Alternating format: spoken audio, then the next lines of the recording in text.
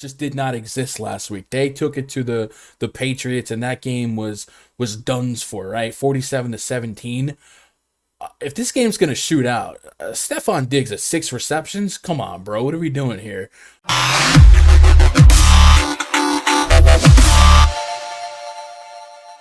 Pulling up the Prize Picks board, we'll start with the Bengals side. Joe Burrow, 265.5 passing yards, his line, 7.5 rushing yards. I think that's one that you wanted to talk about. Yeah. Jamar Chase, 18 fantasy points. Remember, PrizePicks does do PPR scoring. So if you think they play from behind and you think Chase could duel for most targets on the team, whether it be 8, whether it be 10, 12, that's halfway there on an 18 fantasy point projection. I do think when it comes to the Bengals receivers, I tend to get Higgins or Boyd wrong. So this might be one of those spots where I actually run different correlated PrizePicks entries. But on the Bengals side specifically, did you have anything that stands out to you? I guess we'll start with that Joe Burrow 7.5 rushing yards, because I remember you told me before we went live about it. What are you thinking here? Yeah, so I like a lot of the overs on these quarterbacks in the playoffs. I know you mentioned that a little bit last week, but the one on Joe Burrow seems a little bit glaring. It's just 7.5 rushing yards. I think a lot of that is that built-in narrative from him going down at the end of the game in week 18. If you guys remember, he walked off with a knee injury. He ended up still playing the next week. Sorry, it was week 17. And then he ended up coming out week 18 playing a little bit, then coming out of the game. I don't think it's as much of an issue as people are giving it credit for, right? He's had a few weeks to rest. He's looked fine out there. It doesn't look like he's limping by any means. And he ran for a lot more than 7.5 rushing yards last week. So it's only going to take one rush for him to hit the over on that. So that's something that I had built into my card already. Let me move on to the Titan side. Ryan Tannehill, 220.5 passing yards, 11.5 rushing yards, 16 fantasy points, half an interception. And then looking through his receiving core, a couple unique numbers. AJ Brown, 5.5 receptions, 16 fantasy points. Julio Jones, 3.5 receptions, 9 fantasy points. And we don't have a Henry line, so I guess that's just because they don't know for sure that he's a full send. Did anything stand out to you on the Titan side? Looking at my early projections versus what they have, I have Tannehill at 20, one of those ultra efficient guys historically, where he'll have 18 pass attempts with 3 touchdowns. AJ Brown, I had him at 14 FanDuel points, at Julio Jones at 9. So I'm getting a lot of right on the number stuff. I'm not feeling like there's a big margin of opportunity. But did you see any wedges that might stand out as a potential a coin flip that you might take some action on? Yeah, so similar story with Ryan Tannehill with the over 11.5 rushing yards. That's somebody up for the Titans that I'll be targeting here. Also be targeting the under on Nick Westbrook-Ikhines receiving yards prop. It's only 25.5 yards, but we have Julio back at full strength, AJ Brown as well. They're going to be running the ball a whole lot in this situation. So I just don't see him getting the type of looks that he needs to get over that. He's a low efficiency player anyways to begin with. And I'm kind of with you on Westbrook being under 25.5. Chopped his game down with Derrick Henry, which I assume has got to be the game plan here. Definitely feels like Westbrook could be the odd man out here. They had him at 6 fantasy points. That might give you a little bit of cushion, right? Even if he did catch like a 30-yarder, that might bail you out with a little extra leeway. You just hope he doesn't get you a random touchdown. So maybe the 6 fantasy points under gets me a little closer there. And I think that's fair. I think if the Titans are going to vulture touchdowns, it's going to be like extra linemen and backup tight ends. So give me under 6 fantasy points for Westbrook. And the rest I of didn't it, see that. you see, That's a much better number. yeah, I'll take that one. My number on Westbrook right now was 3.83. So I'm almost half of that. So I'll take the Westbrook under. Jimmy G at just a 220.5 passing yard mark, 1.5 rushing yards. Anytime a quarterback is that low, I'm always somewhat curious. So Matt Tom, appreciate the sub. Jimmy G's at a fantasy score prop of 14. And then we got Debo Samuel at 34.5 rushing yards, 53.5 receiving yards, 4.5 receptions, 17 fantasy points, which, as Debo goes, so do the 49ers. And I can't remember the last time Debo didn't get a 17 fantasy points. So Yeah, I don't hate that. Yeah, and That's a great line. there's not a bad game script for Debo ever. And if the more play from behind, the less Eli Mitchell, the more you find ways to get the ball into your best player's hand. Could be Debo territory, so I can get behind that. Debo also at half a touchdown. Another guy that lives in the end zone. He might have to pay rent there as much as he's in the end zone. Did any of these numbers on the 49ers side specifically stand out to you? Yeah, I like the over 17. I like the over on the receiving yards for him as well. I think that if you can try and get access to either of those two numbers, I think they both make a lot of sense. Looking at some of the scores for at least fantasy scores for the quarterbacks there, Jimmy G at 14 fantasy points. I think taking the under makes a lot of sense. Again, if we're thinking this is going to be a cold weather game, the Packers are going to really control this game script, run it out towards the end. He's got to get, 2 touchdowns, probably break 14 fantasy points. He's not going to put up a whole lot of yardage. He's not going to do it with his legs. I just expect this to be a little bit more of a rush-heavy attack for both teams. The Vegas has it right now. Let's see, at a 47-point over-under. I'd actually be betting the under on that. So that's why I'm taking a lot of the unders here. But yeah, I agree. Debo, though, completely mispriced. I mean, if they have his rushing prop at what you said, it was 35 yards. Yeah, 35 yards. His receiving prop, again, it was 53 and a half. I mean, that right there is 8 fantasy points. You're assuming he's getting 4 or 5 from PPR, right? That's 13. That's like his floor baseline. Would be putting him at like a 13, 14 fantasy point performance. That's not counting in touchdowns. So those would be my main leans there.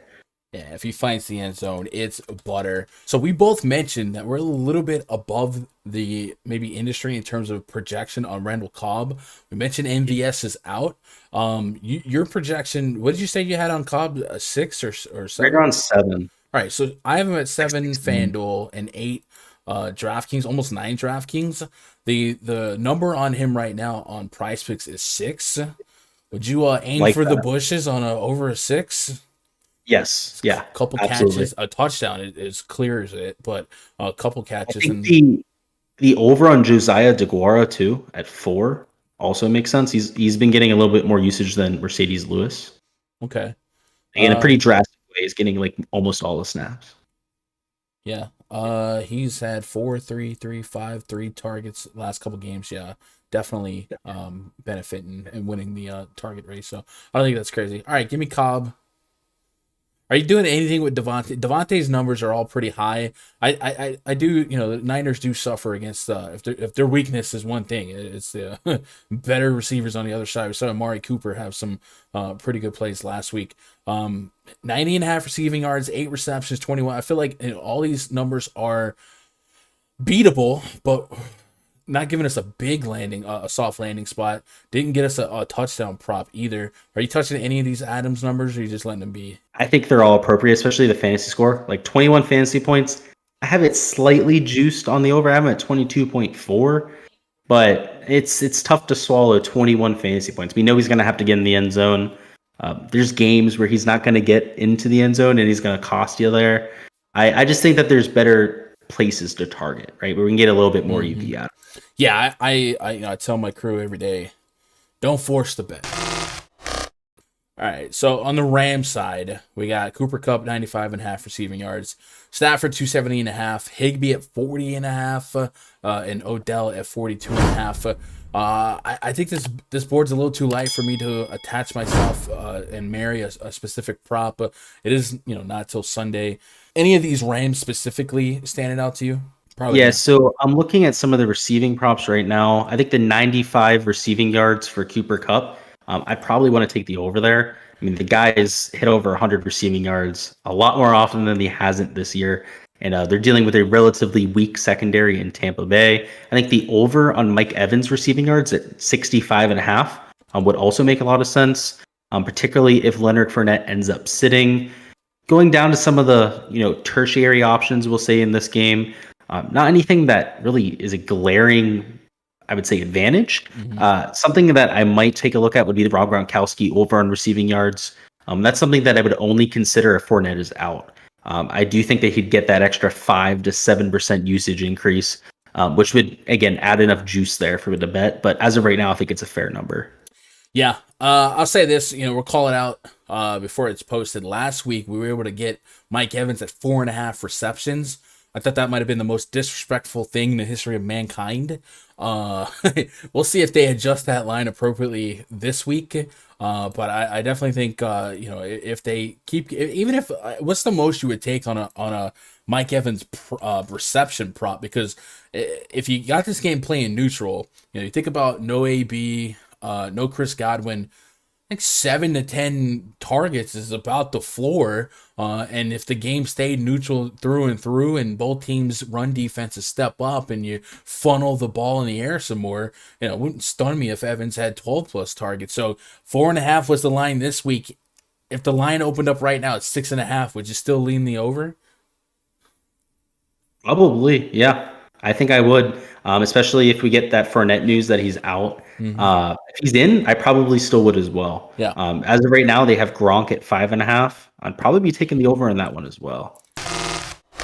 To be sure to check the description below. There's a link to Luke's channel. Check him out. Hit that sub button. Like me, we dip into multiple sports, but he knows a lot about golf and I do not. So if you guys are grinding the golf streets or you're trying to get into golf, check out his channel, sub today. And then of course, he's been helping me out with content on this channel, and hopefully we'll have some more content next week as we've been debuting more shows on this channel. And you guys have been crushing it with the follows, and then also hit that like button. If you guys haven't tried PrizePicks, we've been talking about throughout the duration of the stream, go to PrizePicks.com. If you sign up using code Gundacker, you see it at the bottom of the screen. Everyone with the pulse has a PrizePicks code these days. Use mine. Show me some love. It's like a creator code on Fortnite. And then they'll also help you double your first deposit up to $100. So $20 becomes $40, $100 becomes $200. No matter what your budget is, you can just test it out.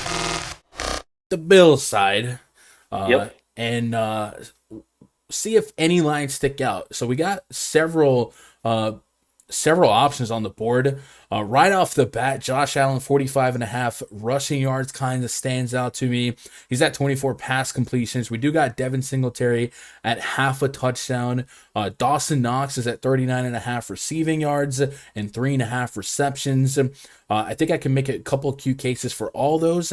And then let's talk about Stephon Diggs, man. If this game's going to shoot out, last week, your atypical Bills game script just did not exist last week. They took it to the Patriots, and that game was done for, right? 47-17. If this game's going to shoot out, Stephon Diggs at 6 receptions? Come on, bro. What are we doing here? What's standing out for you? If I had to grab 3, I'm going Josh Allen over 45.5 rushing yards. He got that in the first quarter last game. Obviously, maybe a little bit of run good, literally, in that regard. But in the playoffs, we've talked about it, in both of our streams so far. Running quarterbacks will try to grab some yardage, and Josh Allen's a guy that has a lot of plays specifically designed to give him that option to take off and run if he needs it. It helps spread the defense a little bit more. Last week, 6 rushing attempts, the week before 5. But in games that might be a little bit more neutral, it's not crazy to expect double-digit carries for Josh Allen. So I'm a fan of Josh Allen, 45.5 rushing yards, Stephon Diggs, 6 receptions. And maybe you can talk me into some Dawson Knox props. What are you thinking from this far out on Bill's side of the PrizePicks board? So I've got the over on Josh Allen's passing yards at 259.5, 54.5 point total. This guy throws for a ton of yards. I'm going to be all over that prop. Since you're over the 6 receptions prop for Stephon Diggs, I think it makes a lot of sense to go to 67.5 receiving yards. He's really good at getting down the field, right? He's averaging over 15 yards per catch. Don't quote me on that. It's probably right around there. But yeah, you guys get the point. 6 catches, you're probably looking at 70 to 80 yards. He also has like a 26-yard average depth of target. So a couple catches could get him right where we need him for that prop. For sure. And then I also do have a Dawson Knox prop. I have the over on the 39.5 receiving yards as well. He's been getting a lot more targets towards the end of the year. He got hurt towards the middle. So he kind of had to get reacclimated to the offense. You saw that a little bit of a tune-up period for him. but has been all go over these last 2 to 3 weeks. So I'll have the over on Dawson Knox, the over on Stephon Diggs, and Josh Allen. All right, and before we talk about Chiefs, your thoughts on Devin Singletary over half a touchdown. He has found pay dirt in every game since week 15, and that's really, where we've seen him just take over a dominant share of this backfield's role. And like I said, with Cam Akers from a DFS standpoint, but from this game, that's a pass interference at the one away from walking into the end zone. Obviously, he does have to deal with Josh Allen, maybe taking it himself or what have you. But half a touchdown for Devin Singletary, considering his involvement as of late, seems like something I would be interested in on the board here. He has 5 carries inside the 10 this season, 4 inside the 5 for the Bills. That's 37% of the team's red zone rushing attempts. The fact that he's sharing the field with Josh Allen dilutes that a little bit because he represents almost 30% of the team's red zone rushing attempts. But I think it happens a good clip that I might sprinkle it in a couple of flex spots. Would you have any stake in Singletary to get it in the end zone? For sure. 54.5 point over under. He's very live, just like all the running backs in this game. I think they're all going to be a little bit underexposed. So definitely with you on that. Yeah, especially looking at those box scores, right? Yeah. He's been on this streak of scoring these touchdowns. He's in a super high over under game.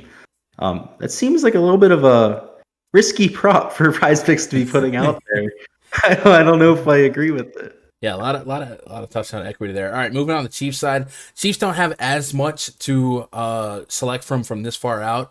But Patrick Mahomes, 269.5 passing yards, 20.5 rushing yards, 2.5 touchdowns, half an interception. Looking at Kelsey, we're looking at half of receiving touchdown for him, 5.5 receptions. Tyreek Hill, 5.5 receptions. And then Byron Pringle, who we talked about kind of emerging as the wide receiver 3, if you include Kelsey in the wide receiver core. He's at 35.5 receiving yards. He's almost cleared that in 4 straight. Missed it by the hook against Cincinnati. Like I said earlier, pick your battles. Don't force a bet if there's not one. But did you like any of these numbers on the Chiefs side? Yeah, so I like the Tyreek Hill over 67.5. That's the same number that they have on Stephon Diggs. Mm-hmm. I expect very similar numbers from both of these wide receivers. For Patrick Mahomes, over 20.5 rushing yards. I also like the over on that. Somebody who showed the rushing upside against the Steelers last week. Obviously, this is a much bigger game. This is the divisional matchup, much tougher matchup. I expect him to have to run the ball even more. So I like that number a whole lot. I even like the over on his passing yards prop, much like a Josh Allen. I think some of these lines are just a little bit soft for 54 point over under. We saw lines of about 270, 275 for some of these other games for Aaron Rodgers, where we had 10 less implied points. Yeah. So I think there's a lot of expected value on the overs for these games. And did I mention Byron Pringle? I don't think I 35.5 receiving yards. 35.5. Yeah, I have the over on that. All right. I really like that call on 20.5 rushing yards as well. In full agreement here, man. If it's all hands on deck, especially if this fourth quarter comes down to the nitty gritty, you're run the ball. So 20.5 feels really, really soft for Mahomes rushing yards. So I like that. Yeah, maybe we're getting the benefit of attacking lines a little bit earlier than the general public. Maybe they'll move a little bit. I saw some lines move last week as we get closer, but I have no pushback on any of that. So I co-sign the Mahomes spot. Hopefully more lines open up. If they do, we'll attack them in the Discord. If you guys want to tail any future picks that open up for this weekend's divisional playoff set of games for PrizePicks, be sure you go to rundfs.com. Get yourself a membership. We don't just cover PrizePicks over there. There is DraftKings, there is FanDuel, there's Yahoo, there's NBA coverage. So if you're starting to dip your toes into the prop betting market because your state just recently opened up and you find yourself privy or you're liking the sweat, there's more action to be had out there, and we're crushing it at all levels. Luke, man, I appreciate your time yet again, 2 weeks in a row. I don't know. Like maybe we'll do it again for a 2-game championship weekend. But I if we don't, man, we definitely got to get together on an NBA stream sooner or later. Or get you on one of these PrizePicks NBA streams because man, that That's becoming a lot of fun. But we only got a couple more real slates of NFL left, so enjoy it while we have it, and then you guys will be sitting around for 6-7 months twiddling your fingers, missing NFL. Luke, where can they find you? YouTube link in the description below. What about Twitter? Yeah, so on Twitter, my handle is GSLuke DFS, very similar to my YouTube channel name. Make sure to check me out on there. I'm always posting when I have my new content out. We're covering golf. We've got NFL through the end of the season. I'm gonna really ramp up my NBA coverage once the NFL ends. Able to spend a little bit more time over there. But thanks for having me, Gun. Yeah, hopefully we can do something next week. If we're not going to do anything for the main slate, maybe for prize picks or something like that. Yeah. Could put something out or something. But I enjoy getting this out there for you guys. Good luck with everything that you guys are doing. All right, that's going to do it, chat. I appreciate you guys watching live or on YouTube. All I ask you, hit that thumbs up and make sure you're subscribed. And we will see you in the next one. As always, good luck, God bless, and go win some money. Oh, come on. Right on the cloak. God dang it. That's my gimmick. This guy.